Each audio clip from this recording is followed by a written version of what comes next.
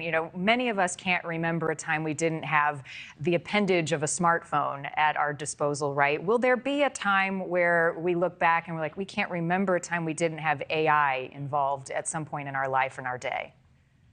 I think that's exactly right. We saw senators already this morning suggesting that ChatGPT will feel like the very first brick cell phones that came out 30 years ago. And of course, with AI, everything is happening at warp speed. So it's probably not going to be 30 years before we start to feel that. And then there are big questions about how far we let the AI develop. Do we want guardrails in place, or do we want it to end up with a godlike capacity and the ability to take our place in some tasks, as Mr. Altman was suggesting? Right. And to that point, he says it's a tool, not a creature. What happens when the technology, though, outsmarts the people and we can no longer control it, right? Is that where the danger lies?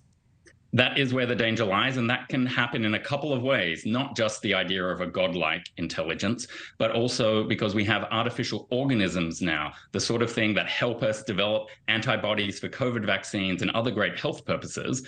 If they escape laboratories, as people worried about with COVID and its origin story in the first place, but imagine you have thousands or tens of thousands of these organisms, you increase the chances that they can escape, or that malicious actors can use them to undertake bioterrorism. So there's a range of really severe risks, but at the same time, there's a range of really huge benefits. And that's why you're having this discussion about guardrails now. I think a lot of members of Congress are worried that they left it far too late, moved far too slowly when it came to the downsides of social media, misinformation, and they don't want to make the same mistake with AI. Right. You can't put the genie back in the bottle with social media, and you might not be able to with AI either. So what are some of the options on the table to essentially police this or to identify areas of risk? So right now, the US is in the identification stage. So the White House has put out a blueprint for a Bill of Rights. They want people to know what they can demand of companies and of government. That's a long way behind the European Union or China, who are doing fully formed regulations. But the idea here is to give more space for the innovations to occur without crushing them.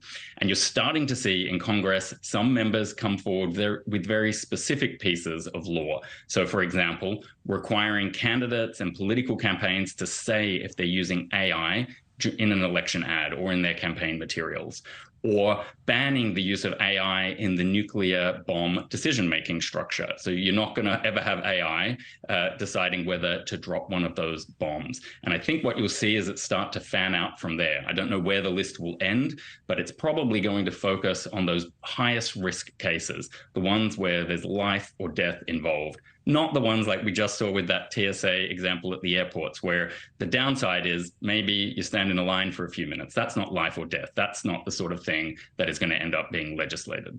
And you heard the CEO there being asked about the nightmare scenario of AI taking jobs. What are the risks with this type of technology, and what are the jobs it can also create? It's absolutely going to take jobs. I think it already is taking jobs. And I think we need to be very skeptical about some of those words from Sam Altman, because the promise of globalization was, of course, all of these great jobs are going to come and all of the dirty, horrible, dangerous jobs were going to disappear. What we also got was a lot of social disruption, a lot of political anger and tension about how those free trade agreements worked out. So we've got to be really careful of the gap between the theory and the reality here with AI. And it's not just going to be blue collar jobs, a lot of legal services, accounting, anyone dealing with numbers, all of those processes, a lot of them can be automated. So it's going to go from people running the drive-through at your fast food restaurant through to the people that deal with your legal services.